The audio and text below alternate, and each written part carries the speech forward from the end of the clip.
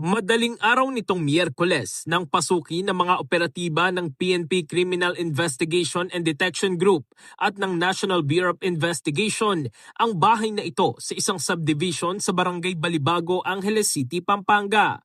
Pinaniniwalaan na isa umano ito sa posibleng pinagtataguan ni Senator Ronald Bato de la Rosa. Ang naturang bahay, pagmamay-ari nila kay Carino na tiyuhin ni Senator Robin Padilla. Sa isang statement, kinumpirma ng pamahalaang barangay ng Balibago na nagsagawa ng law enforcement at search operation ang mga operatiba ng CIDG, NBI at PNP sa loob ng Diamond Subdivision.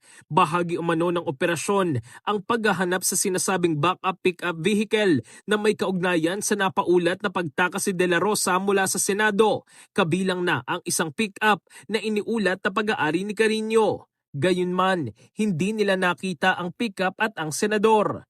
Hinahanap si De La Rosa matapos maglabas ng arrest warrant ng International Criminal Court kaugnay sa kasong Crimes Against Humanity na may kinalaman sa war on drugs ng Duterte administration.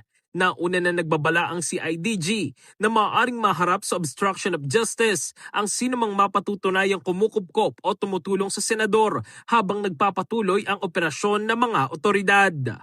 In the heart of changing lives, ako si Brigada Jigo Custodio ng 15.1 Brigada News of Manila, the Music and News Authority.